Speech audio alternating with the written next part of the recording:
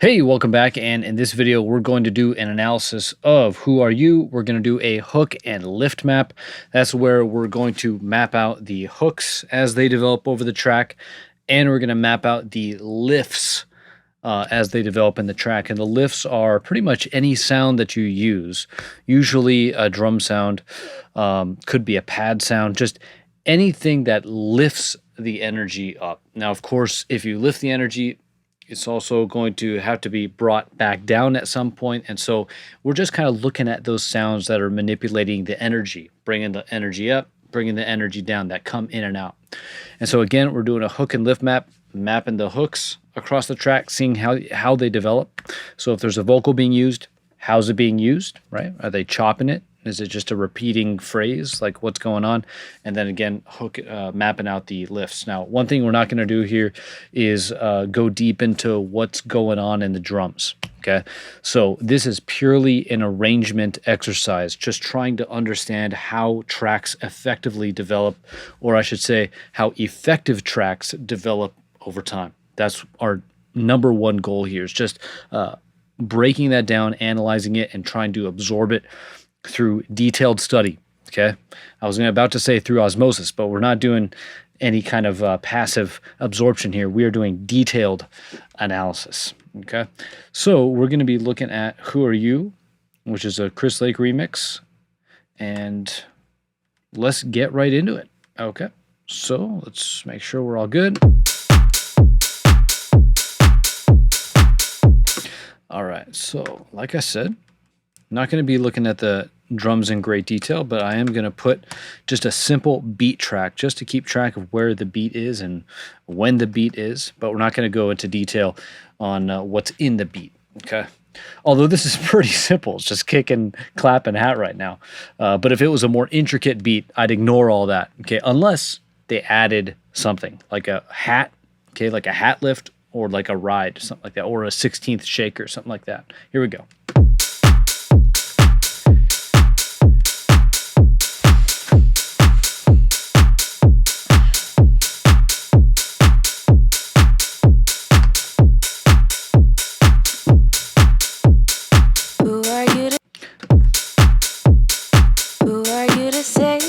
Okay, so here we go. We're just starting to get some action.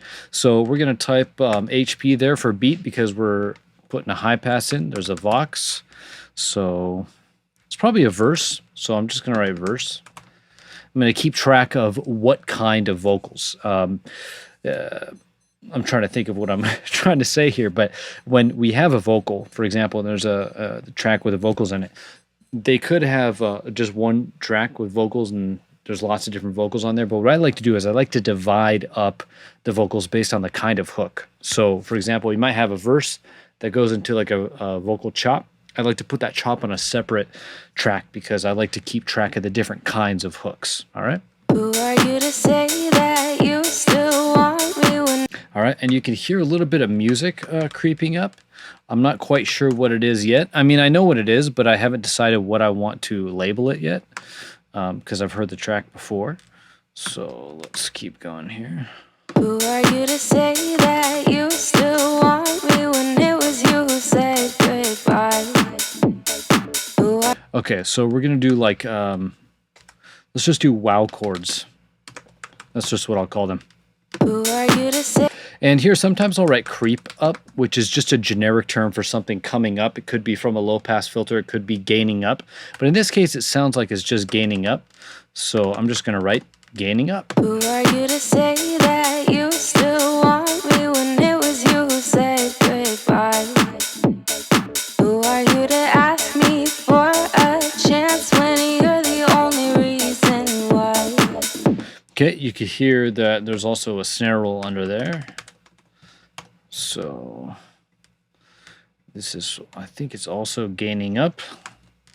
Who are you to ask me for a chance when you're the only reason why? Okay, so that's low passing up. Okay, it could be gaining up too, but I hear a distinctive low pass, and I want to make note of that. Who are you to say that you still want me when it was you who said goodbye? Okay, so there's something coming up there. Let's look at what it is. Who are you to say that you still want me when it was you who said goodbye? Who are you to ask me for a chance when you're the only reason why? Okay. Who are you to say that you still want me when it was you who said goodbye? Who are you to ask me for a... Okay, let's look at Insight from Isotope. Now, I mean, it's really just a sub coming up. I mean, that's the function of it. Just get some low end and then have the low end kind of just start pitching up. But I feel like it might be some kind of like pad, like a Reese, a really low kind of Reese kind of sound. Who are you to say that you still want me when it was you who said goodbye? Who are you to ask me for a chance when you're the only reason why? And so you can see here that there's two distinct harmonics at least. So do you see that line? Let me see if I can freeze this. There we go. So we have this line right here, and then we have this line right here. And so those are two harmonics that are rising up. Okay, so at least two harmonics. You can actually see 1, 2, 3, 4 there. And so I just knew there were some other harmonics. You could just hear them. And so that's why I didn't want to just label it a sub. So I'm just going to call this Reese up. Okay, some kind of like a... It's an up effect, but this is like a dedicated up effect. So we'll do Reese up. And while we're here, let me not confuse you. There's typically 3 effects tracks that I like to create. Okay, we're going to have effects accent, we're going to have effects up, and we're going to have effects down. And just like lifts will change the energy over time. So if you add in a sound like a 16th note shaker, that will lift the energy of the track, or a ride, it will lift the energy of the track. And so in doing that, you're manipulating the energy of the track, okay? Increasing, decreasing. And effects do something kind of similar, except they kind of anticipate things. So for example, well, up effects does at least. So an up effect like a riser, or like an LFO riser, or a reverse, whatever, is anticipating something in the future. And so maybe that's anticipating some future change of state or energy. I don't know. Okay, but it's anticipating something. It's just letting people know something is going to happen. And then effects accent is like when a moment happens and you can emphasize that moment. You're going to accent that moment. So a crash is a great example. Down effects, like, I mean, downshifters, same thing. LFO down, white noise kind of blast that just kind of trail off. And the reason why I like to have 3 of them is because that's really all you can do with effects. You're going to have a rising energy, you can have falling energy, and you can accent the moment. So if I want to expand on that later, I will. But in the meantime, let's just keep on going. Okay, obviously you can hear just risers. Okay, so we're just going to write like the Reese and other high risers. Who are you to ask me for a chance when you're the only reason why? Who are you to ask me for a chance when you're the only reason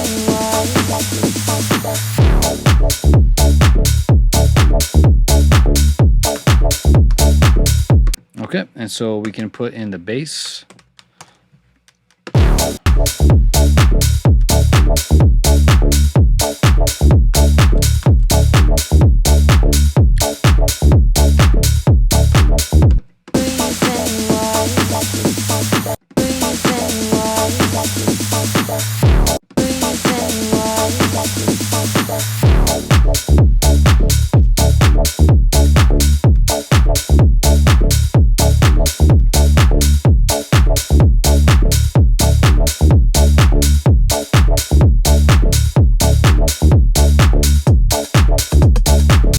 There you go. Okay, tops and perk lift. Okay, tops and perk lift.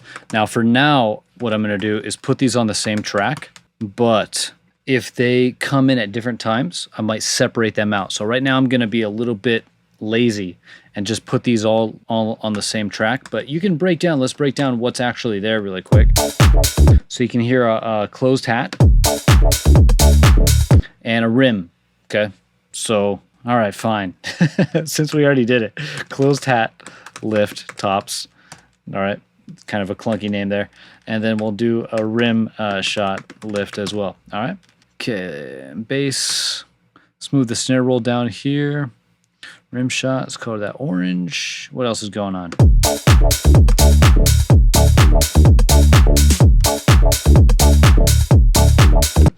Let's do snare, synco snare. Okay, synco snare just stands for syncopated snare.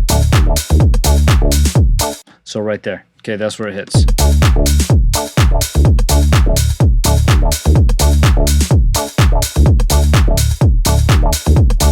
Who are you to say that? Okay, so how simple is that, right? Like, good God, man.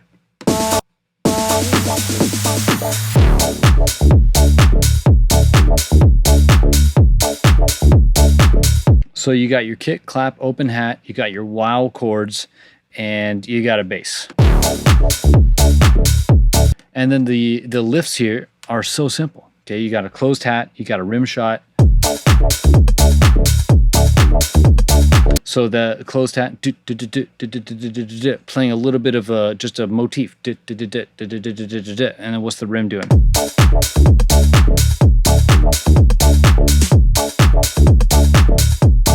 Okay, so it's just giving a little bit of an accent on the 1E. So 1E and those how you count 16th notes. So 1E and a, 2E and a. So the rim is playing on the 1E. So 1 pa, pa.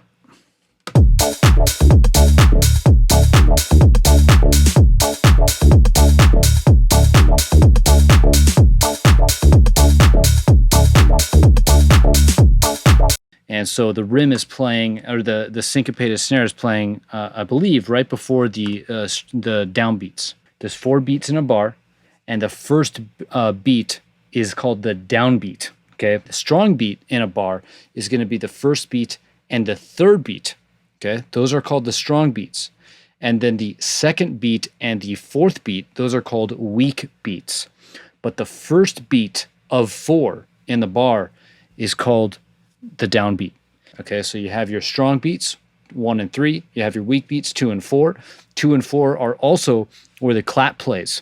And so you could say the clap accents the weak beats of a groove or of a bar.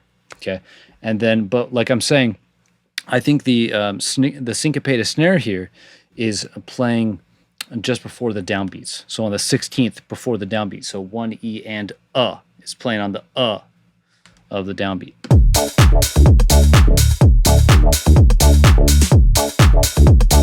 Okay, so it's playing before the second downbeat. So here we go. Okay, I'm just introducing terms for no reason. Let's not get too in depth, but now I've got myself mapping this out. So let's just draw it in really quick. So it's going to play here. It's going to play here. It's going to play here. And it will probably play here. Okay.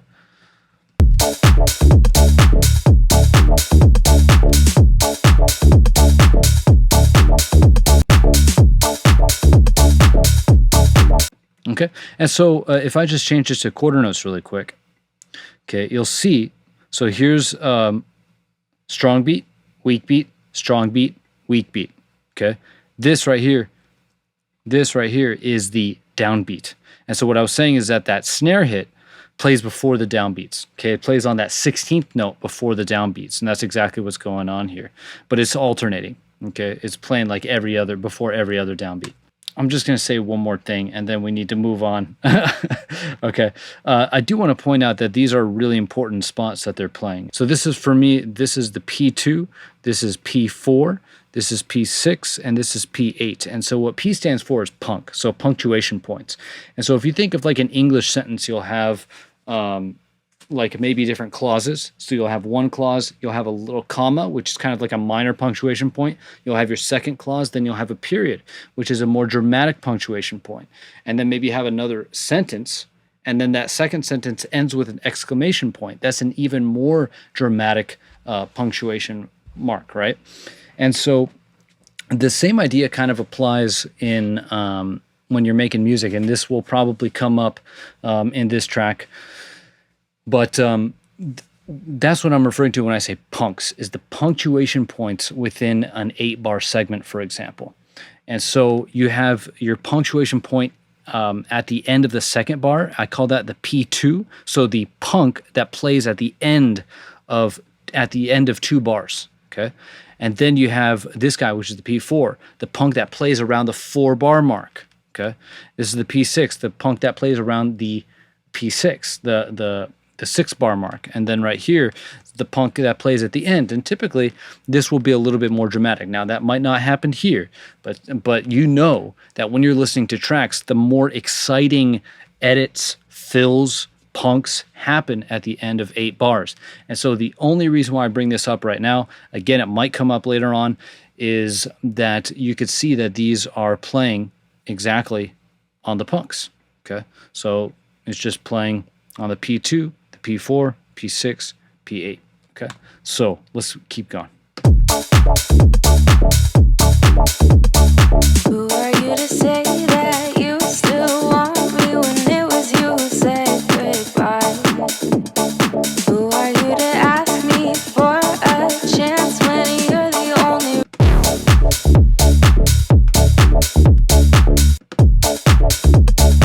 You still want me when it was you who said goodbye? Who are you to ask me for a chance when you're the only reason why? Who are you to say that you still want me when it was you who said goodbye? Who are you to All right, and then this guy right here, you can hear that the wow chords are going out into a reverb, so I'm just literally writing verbing on there. Who are you to ask? And so that's doing a couple things. It's building tension. Okay, it's pushing sounds away from the front of the mix so that when you come back to the drop and things are a little bit more dry, it feels much more in your face. And so that's a very standard technique. Just push things backwards in the mix using reverb in the breaks, for example, to create a sense of space, a bigger sense of space, but also to get things away from the front of the mix. Feel like the entire mix is moving backwards. That way when the drop hits, boom, you're getting the impact. Things are up front in your face again. All right. For a chance when you're the only reason why? Okay, and just like before, we have the snare roll, low passing up. You're the only reason why.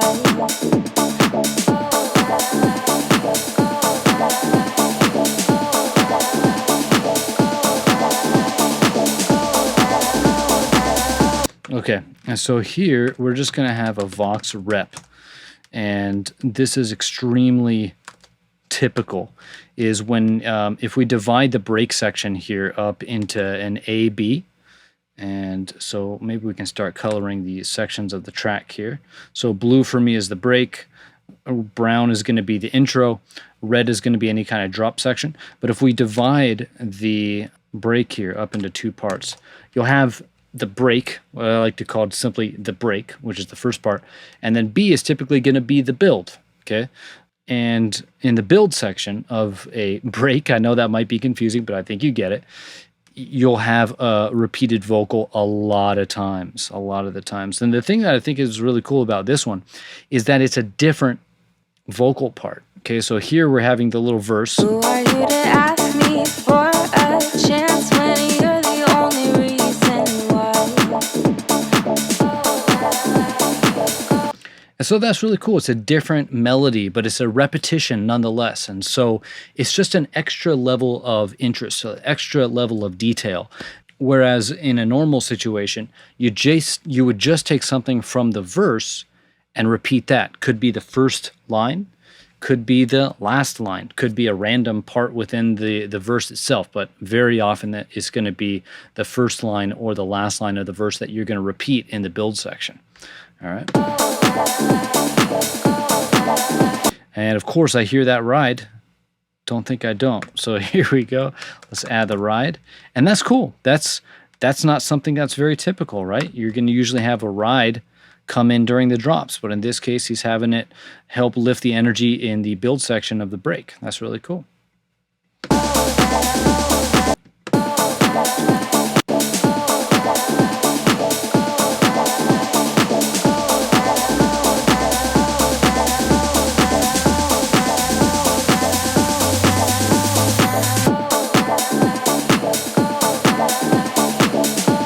And so one thing I wanted to note here was that the Reese is pitching up. So I just labeled that. So it's gaining up and then it's pitching up, okay?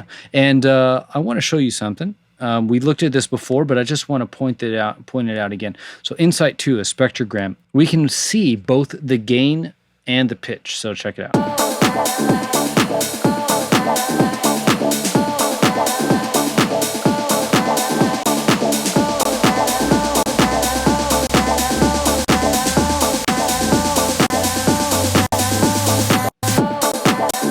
Okay, so I think I might have been wrong about this. It actually just comes in right here at the 4-bar mark, okay? Because you can see it just kind of starts abruptly.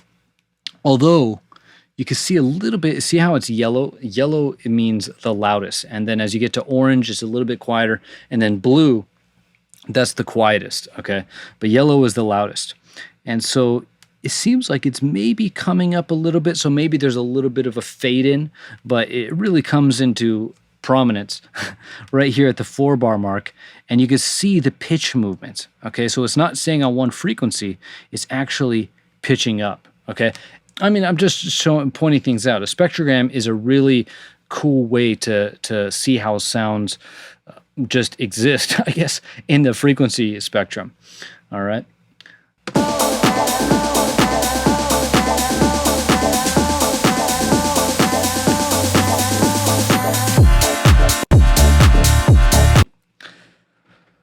That sound is amazing. Okay, so I'm gonna do massive chord, okay.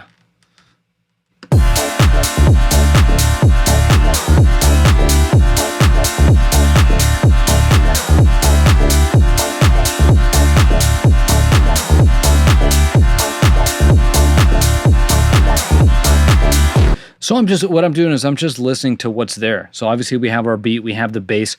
We don't have our claps lift. Maybe we'll get them over here, okay, right? Because this is a B lift. So if we, again, divide up the drop sections, we'll have an A, and then we'll have a B.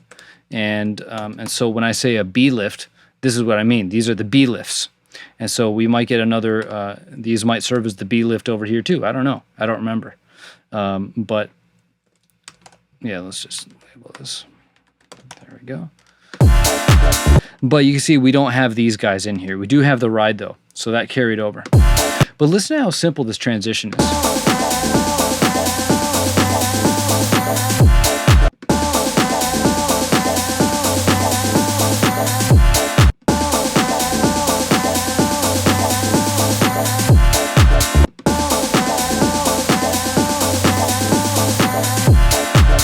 So I think the only thing that happens is there's a kick that just goes away right here. So simple.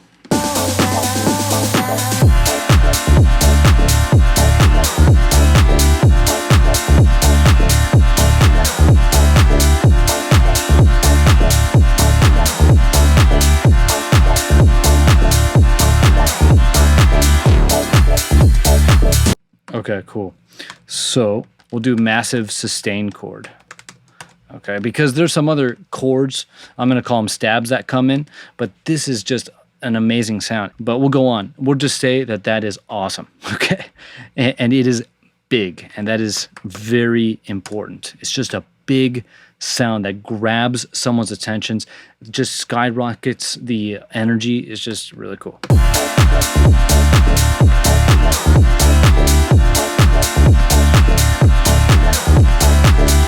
Okay, now he also has this effects going on. I don't know if it's on that actual sound. I don't think that it is, but there's just this phaser thing going on.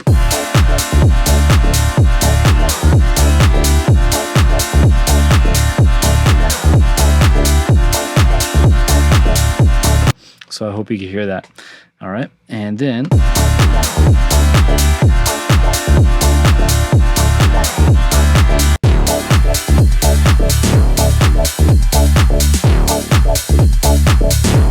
Okay, and so there's a nice delay. Okay, so I'm just going to call this a thin delay.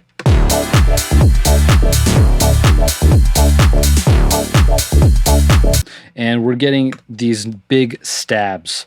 Big stab. Okay. And you see I'm using these words like massive and big. And I actually want to change massive to big because big is a very important emotion you want to communicate if you want to have a track that really stands out. You got to have big things in the track that stand out. How much bigger does it get than this?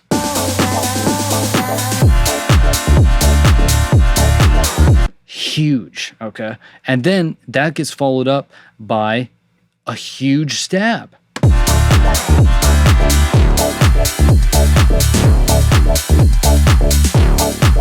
You see what I mean? Massive. Okay, here we go.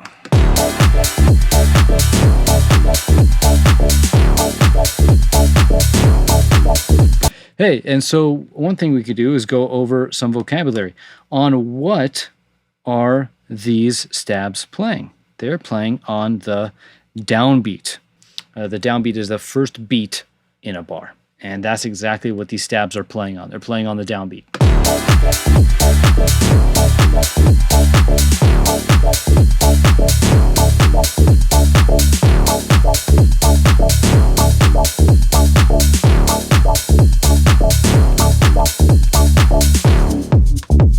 Okay.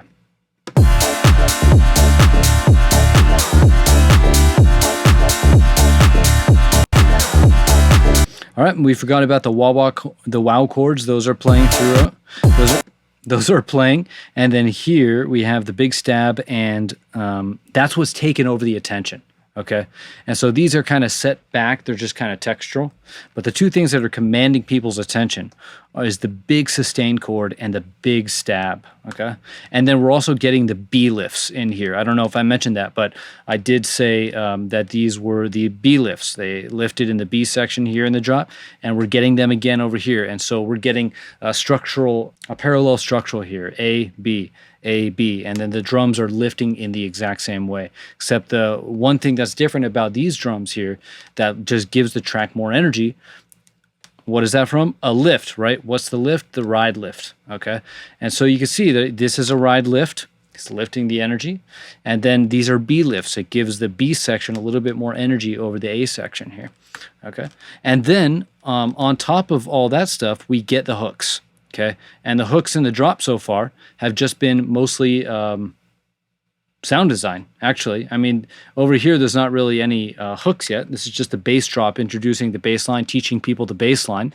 You got to teach people the bass line first, then you can start throwing things on top of it because otherwise they're going to get bored. And so, yeah, now we're getting some proper hooks over the drop. All right, cool.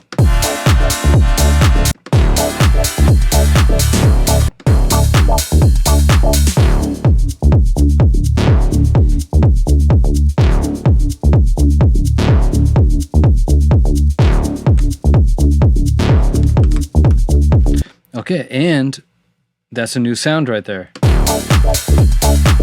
Okay, we haven't had that shaker in the track yet. Okay, listen back here.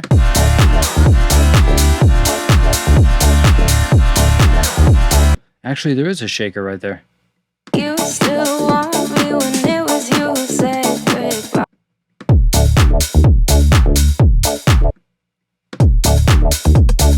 Okay, no shaker over here in the bass drop. This is HD1, so hook drop 1. Hook drop, of course, because we have hooks now. But is there a shaker? Yes, there is a shaker. Okay, so that's a lift. It's a subtle lift, but it is there without question. Okay.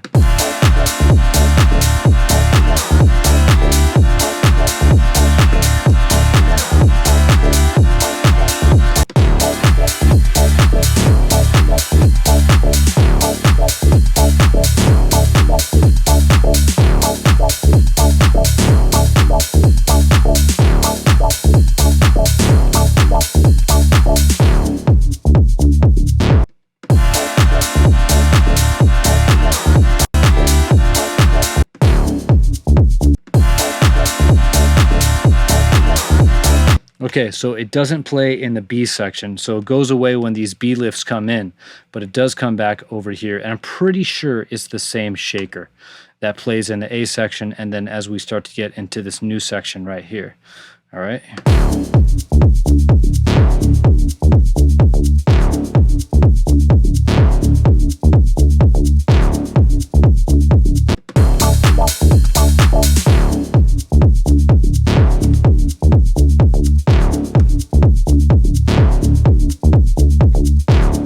Okay, and here on the beat, I just wrote kick, okay, because that's all that's going on, just the kick right there.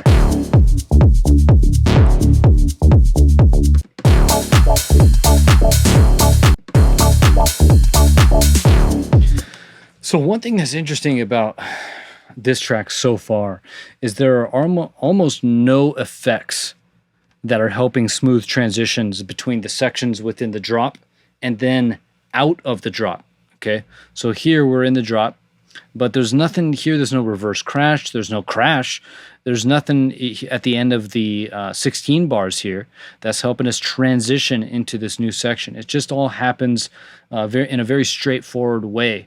There's also no, what we were talking about earlier, punks, where you have very specific sounds playing at like the 2, the 4, the 6, and the 8.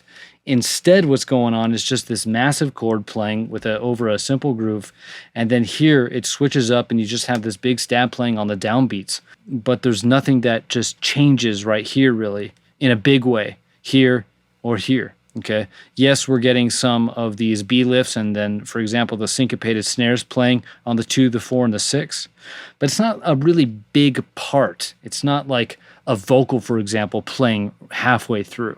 Okay, that would be like a major punk, a P4, but we're not getting any of that here.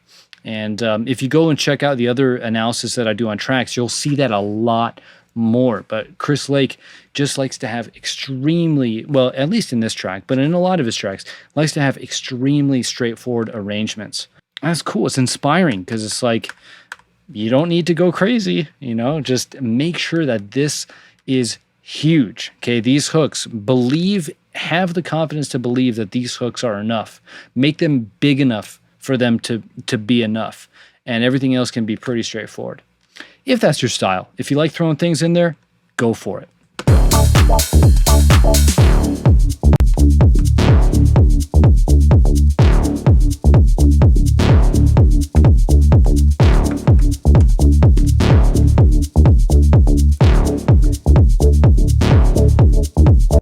Okay, so at the end here, I'm just going to make a note that the LP is opening. Okay, and this is the LP stands for low pass on the wow chords. So the woo, woo, woo, woo, you can hear that. That's just a pretty decent resonance on a low pass filter on the wow chords. So he just filtered them down, opened up a ton of space for that stab.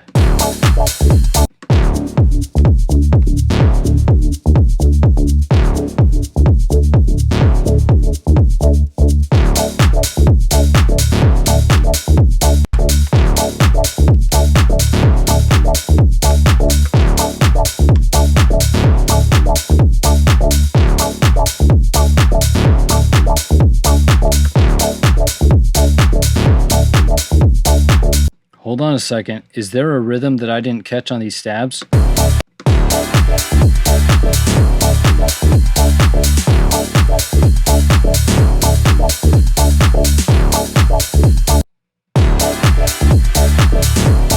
Oh my gosh. Okay. Really cool. Before I said that the stabs are playing on the downbeats, but some of them are, but some of them aren't. It's playing an alternating pattern. Check it out. So the first one plays on the downbeat, but the second one plays on the 16th note before the next downbeat. Okay, so how do we do that? Well, here we are on 16th note grid. I'm going to take the second stab, just going to pop it over a 16th note, and that's exactly the chord, that's exactly the pattern that the stab is playing.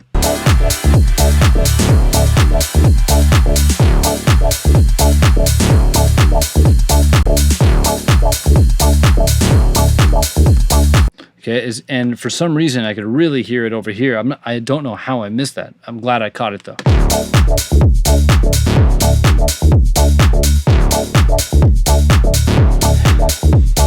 That's awesome because it just makes the it just makes the pattern repeatable. Okay, if it was just playing on the downbeats, it'd get old pretty quick. But just having this guy a little bit early, a 16th note early, makes this go back and forth in a way that's highly listenable over a long period of time. Okay, just that weird syncopated 16th note. It's just like, oh, that's so interesting, but it's so simple. But that's one of the key things. That sound is obviously really big and cool, but the pattern that is being played is so simple, but is just interesting. You know?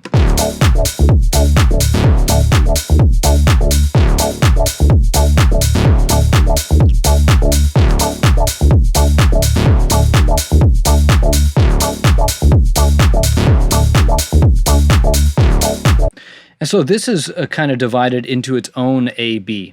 Okay, so this isn't, I wouldn't really look at this as like a 32 bar section in its own right. I look at this as two 16 bar sections, because this one has a clear A-B, and then we just drop into this new, what I call strip. A strip is where you have typically just your kick and the bass. Maybe sometimes you have your open hat playing with the kick and the bass. Maybe sometimes you have your clap playing with the kick and the bass.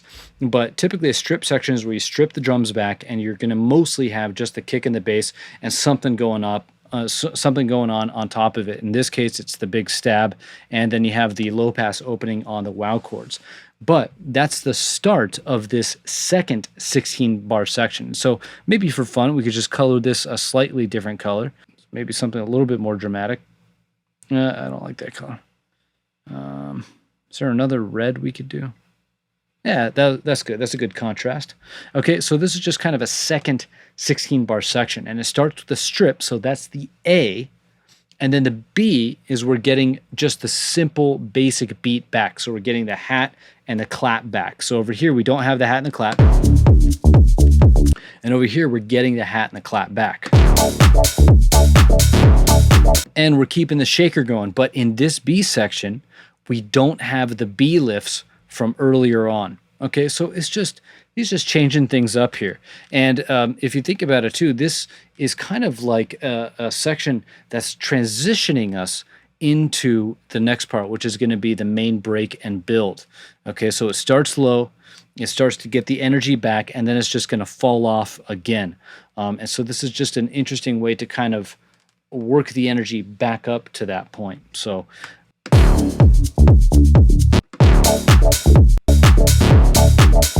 all right, just want to see it. Are there any effects that we're missing? There's pretty sparse on effects. Nope, just literally no transition. Okay, little bit of a transition there. You see, he took the kick out. So I'm gonna create an edit map here, and I'm just gonna mark that.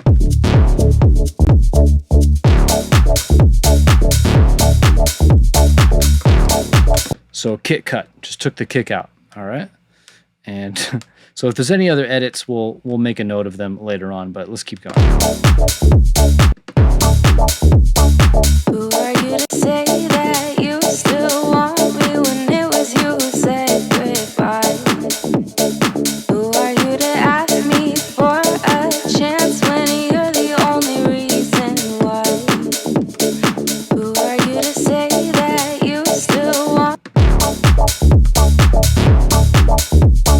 Who are you to say that you still want me when it was you who said goodbye? Who are you to ask me for a chance? Okay, so I'm just going through the checklist here. What do we have? Well, we have a high pass beat, we have a high pass bass, we have that shaker still brought over. Obviously now we have that verse again, and we have the wow chords. Okay, so let's keep going. Who are you to say that you still want me when it was you who said goodbye? Who are you to ask me for a chance when you're the only reason why? Who are you to say that you still want me when it was? Okay, so here we have the low pass going down on the wow chords and it's starting to verb a little bit. Another thing I want to note is I'm actually glad that we decided to separate the B lifts out into individual channels, because in here we're not getting the closed hat lift. Okay, we're getting the rim shot and we're getting the syncopated snare, but we don't have the closed hat. Okay, check this out. Who are you to say that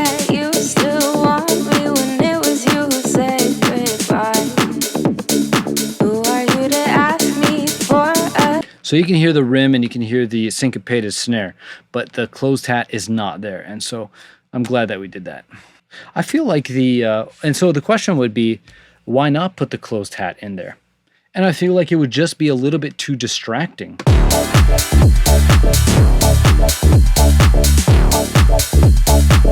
It gives a lot of top end energy, and I don't know if we need top end energy in this part. Who are you to say that you still?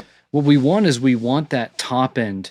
There would be too much movement in the top end. And what we want is we want the focus to be on the vocal, but we still want the energy to feel like it lifts a little bit without being overly distracted. If you have top end things moving around a lot, that's going to be very distracting. And so what Chris did here is instead he just brought in kind of more mid-rangey sounds, and also low mid sounds. Like the rim is a pretty mid-range, straight up a mid-range sound.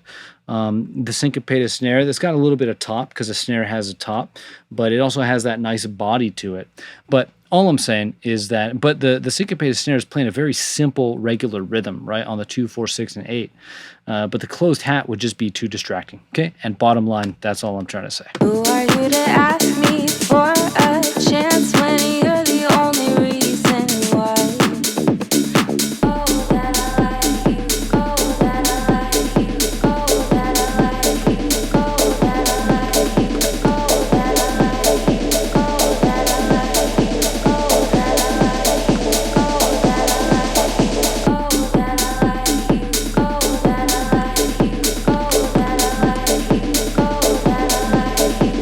Why? Oh, that I like you. Oh, that I like you. Oh, that I like you. Oh, that I like you. Oh, that I like you. Oh, that I like you. Oh, that I like you. Oh, that I like you. Oh, that I like you. Oh, that I. So let's just see what we have here. The bass goes away, and that makes sense because typically we want to take something away. We want to take either like the drums away over here.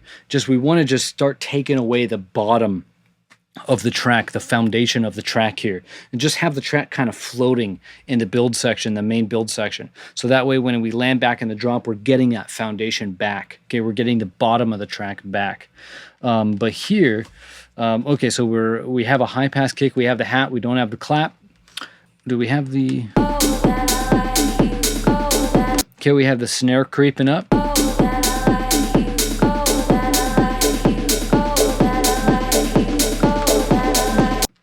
Sounds like it's gaining up maybe. Maybe a little bit of a low pass, but you can still hear a nice part of the mid-range, the mid tops a little bit on the snare. We have the Vox rep, and we have the wow chords, which are starting to verb out. And here's more dramatic. And we also have a sub now, so the sub kind of replaced the high pass bass. But having a sub in this section just makes things feel ominous, you know. It's just kind of cool, builds a lot of tension.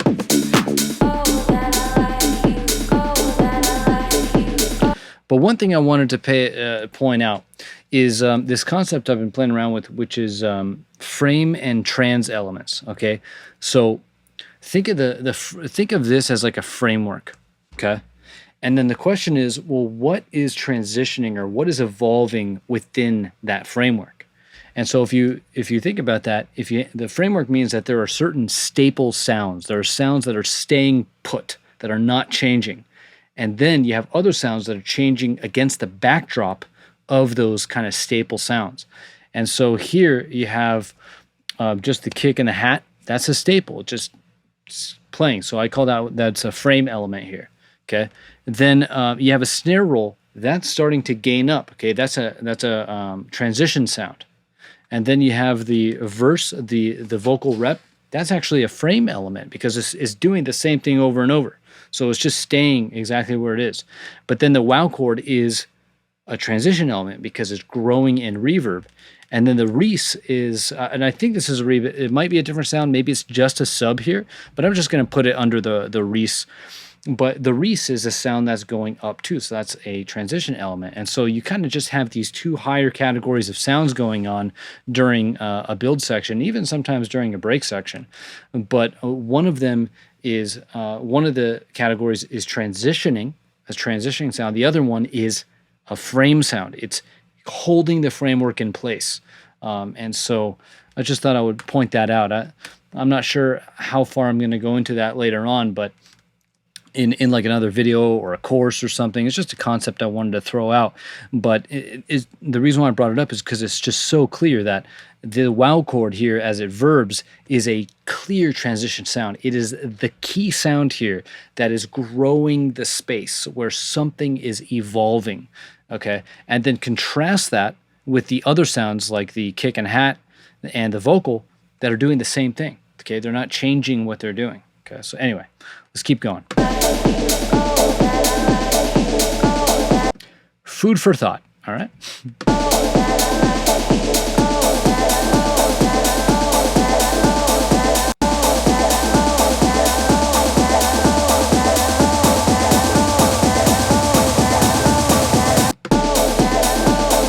So there's a little click on top of the kick here, but I'm not going to map that. I'm just going to say it out loud. Okay, you can hear it.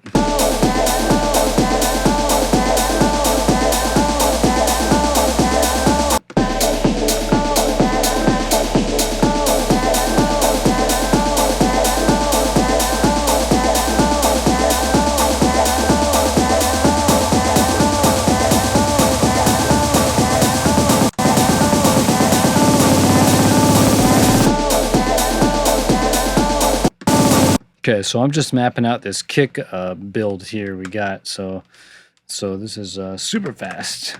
Okay, I can map out actually the, I think I will. So this is going to be 8th kick, because we're being, that way we're a little bit more precise. So this is a 16th kick, and this is a 32nd kick. Okay, so you can hear the kick is playing on the quarters.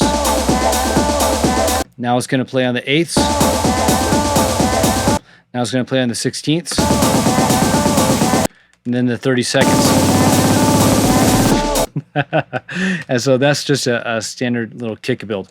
And maybe I'll just write build here. 8th kick build, 16th kick build. So it's kind of like a snare roll.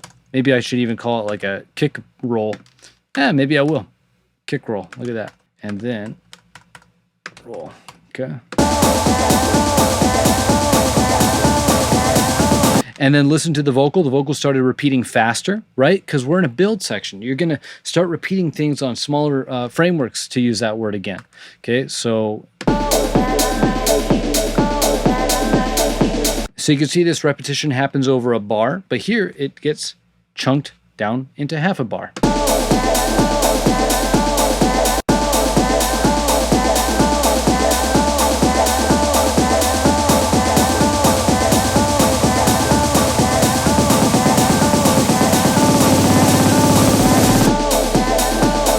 Hey, look at that. Now we have some more up effects.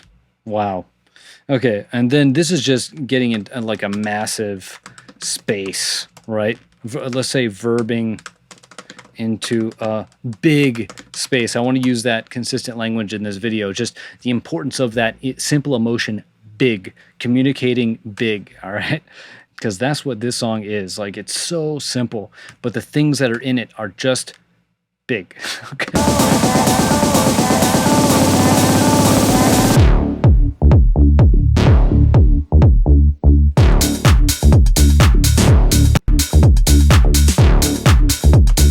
And what is this? This is a big moment, massive moment, right? Big moment, enormous moment, the payoff. I call this a false start, okay? And can also write false start. So false start, something that Chris Lake does a lot. John Summit does this a lot too. Is at the climax of the track, after the main break and build, going into the hook track 2, you have the section where you don't bring in the drums right away. You usually drop to some kind of like bass riff. Here you drop into a stab. You drop into something like a hook. It could be anything, but you're not playing the full drums. Usually it's just the kick, the bass, and then something else. It could be the kick, the bass, and then a new bass layer.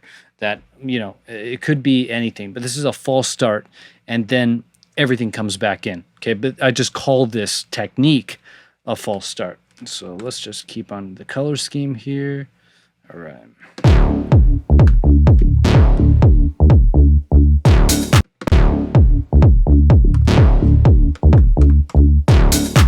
All right, and so we might as well label that there on the beat map, and then we can just bring everything back in, the beat, okay? And obviously, we're gonna need to bring the bass in here, okay? And then what else? The big stab. What else is going on?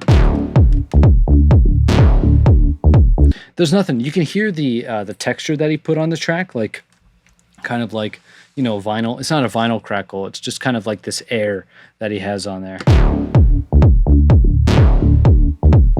But I'm not mapping that, not at all.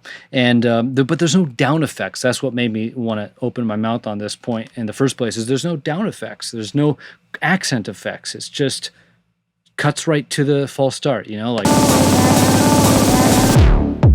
And this is a really cool contrast where you get this dense to sparse contrast.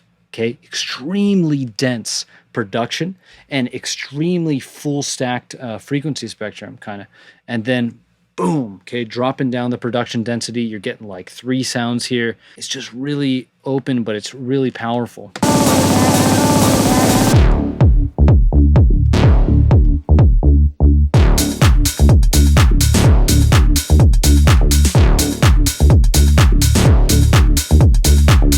Okay, and we're getting the B lifts right away. Okay, so we're just coming straight in with these guys. Let's go ahead and just take this chunk out right there.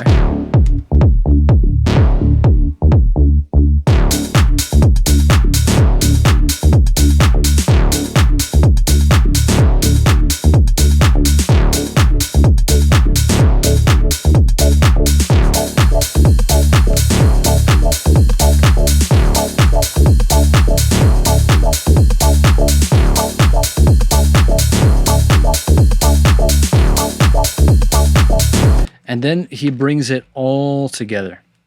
Brings it all together. All right, here. Okay. So good, right? Okay, so here we're bringing it all together. We have the B lifts. Okay. These aren't technically B lifts anymore, right? Because here we're getting them right in the A. Okay. But it's a lift over and above these previous drops because, you know, he saved those lifts for the B section in these drops, but now he's just bringing them in. Okay, he's just giving you the energy here, and then we can continue to lift the energy here in the B section, right? So in this case, in the case of this drop right here, we have some new B lifts. What are those? We're getting the 16th note shaker and the ride. But this is where he's bringing it all together. Okay, we're getting all those lifts from before, plus the shaker, plus the ride. All of these sounds have not played at the same time yet. And so this is the big climax where it all comes together. And of course, we're getting the drop. The low pass on the wow chords have started to open up. Now it's probably going to be full blossom.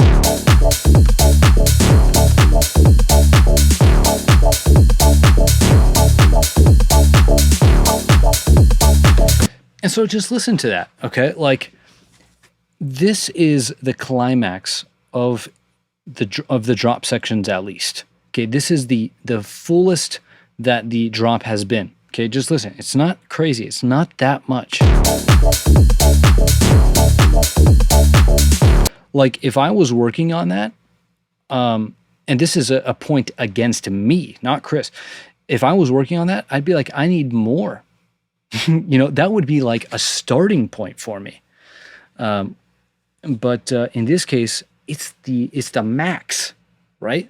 Like this would be for me, this would be like the minimum, and I'd still want to try to stack things on a lot of the times. You know, I'm better at it now, but before I would just want to start throwing things at it. But this is it. Like this is the climax. This is the max. Like this is obviously the craziest that the track gets right here. But that's because, you know, you're playing the kick in a lost spot. You got a big reverb going on. But when it comes to the drops, this is as crazy as it gets right here.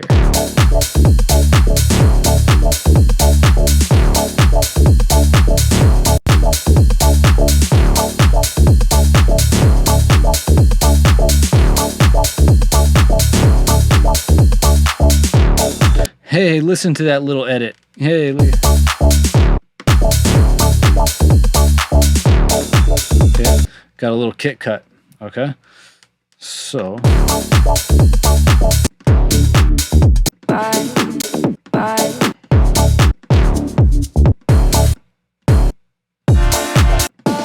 Okay, so the reason why I'm going back is because all of a sudden we're getting this ride that's lower in pitch. I'm not sure if it's the same ride that's lower in pitch. Let's see. I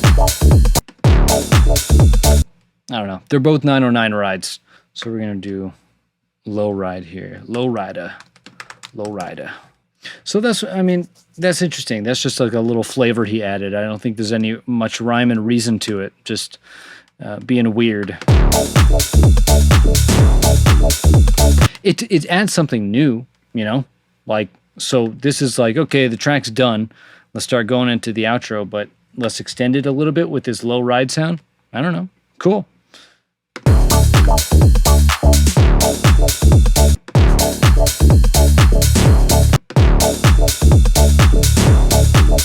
Okay, so in this case, what I want to do is I want to go through and just see what sounds are here. So we have the beat. Got the closed hat.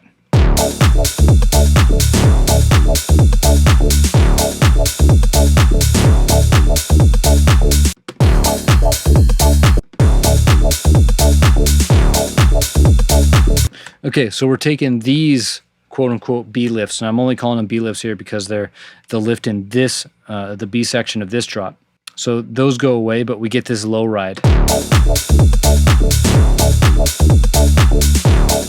Still have the big stab, we have the wow chords.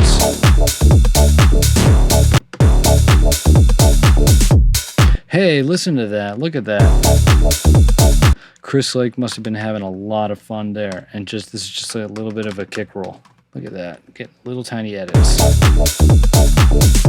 That's, I mean, this would be a P8, for example. Just like a kick roll, just a little punk. Okay, just a little punctuation mark, right? Same with over here, just a minor punctuation mark. Right, with a kick cut. But this is a little bit more dramatic, isn't it? So makes sense with the punctuation, right? We're having like an exclamation mark over here.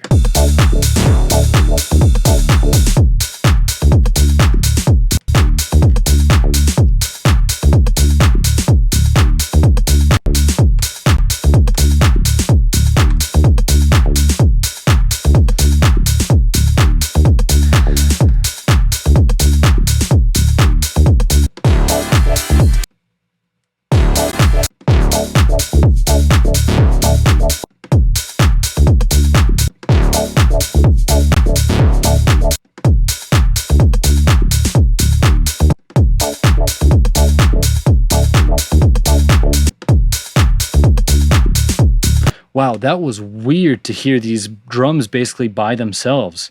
I was trying to find another section where it was literally just the beat, the bass, and then these lifts that we were talking about earlier. And the closest section is over here. The difference is that it has these wow chords. And so you can really see how much these wow chords add. Check this out. So if I just move this guy over here, and then move this guy. Okay, check this out.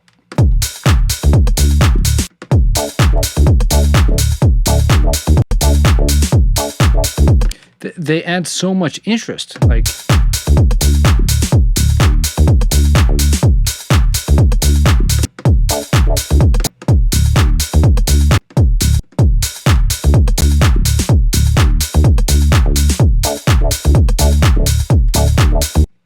that's it. Okay, funny.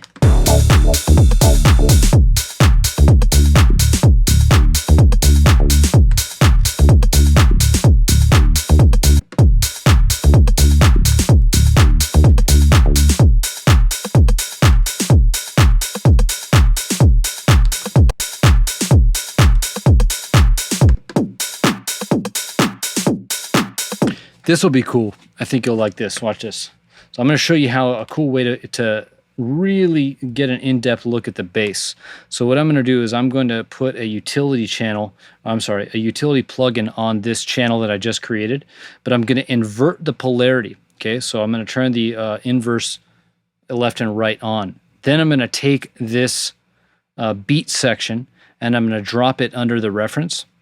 And so this is now an inverse. The phase is now inverted relative to this guy. And so any sounds that are exactly the same are going to go away, okay, because they're going to cancel each other out. And what we're going to be left with is the sounds that they don't share. And in this case, the only sound that they don't share is the bass. And so when I play this back right now, we should really, we're going to hear some of the drums because maybe the master limiter is behaving in a certain way, or maybe he's using some analog things that, although he usually doesn't, based on the production streams that I think that we've all watched. But anyway, so we're going to mostly hear bass is what I'm saying.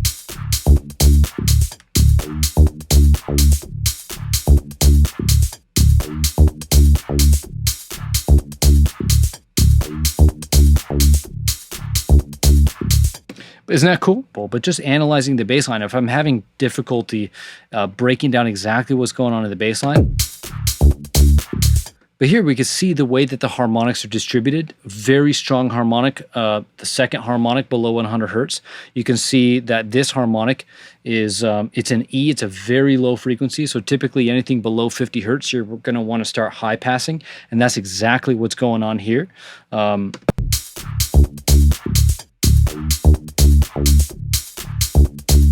But you can see these other harmonics. I mean, you can see exactly what's going on. And it's really useful to, when you can do that. And in this case, you can, all right? And so let's go ahead and let's just finish this up really quick. So.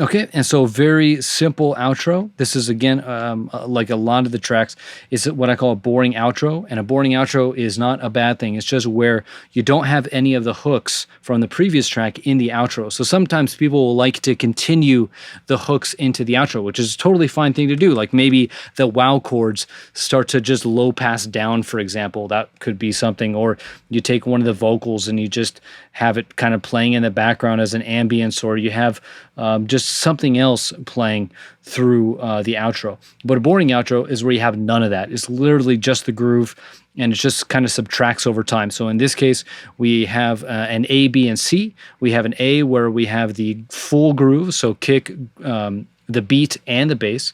Here in the B section, we take the bass out, so we'll just have the beat, and then here you just got a high pass beat, and that's it, okay? And that's the whole song. I think we kind of talked a lot about the stuff as we were going, so I don't think there's a lot that we really need to go over in the end here. Yeah, we really talked a lot about the stuff. The thing I want to point out, two things, is simplicity and big, okay? There's a difference between keeping something simple. You can keep something simple, but it could be super boring. It's so simple, it's just not even worth listening to. And so that's kind of the question that maybe you should guide yourself with if you're interested in this kind of style or something, is why would anyone care about my track? And there's a couple of reasons why they care about this track.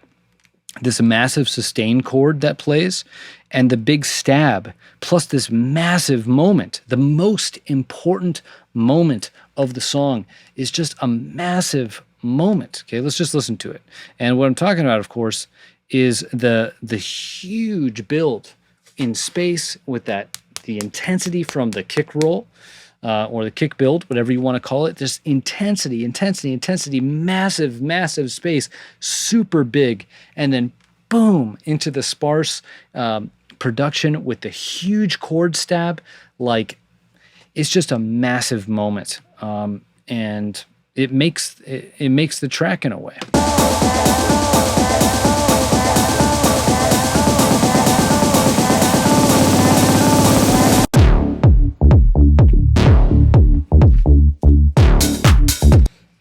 There you go. And then another thing I wanted to quickly point out is, what the heck is this sound doing? Like, it's literally plays one time, and that's it. It doesn't come back anywhere else in the track. It has no other spot in the track other than right here. And it's like, I mean, that's kind of hard for me to wrap my head around, like, because I'd want to use that somewhere, or just tease it maybe in the beginning, or just do some kind of a callback later on. But no, it's just plays and holds for 8 bars and then it goes away. Kind of takes some balls to do that, I feel. And that's what I like about this production. It just takes a lot of balls to pull something like this off, because it's so simple and everything's so big, and you're taking a little bit of a risk. And I feel like when you throw things in, you're kind of hedging against your hooks, because you don't feel like they're maybe strong enough to maybe stand on their own and be presented in a really confident way. Who knows? I don't know. Maybe that's what it is. But I just really love breaking down Chris Lake's tracks, because it gets me in this frame of mind where I want to go and just go find huge hooks and put them over the simplest beat and have the simplest development over the track. Okay, but that's it. I think I'll end it there. I hope this was inspiring for you. If you have any questions, leave them down below. If you have any additional comments you want to add to what I've said, leave them down below. But thanks so much for watching. I'll see you in the next one. Peace.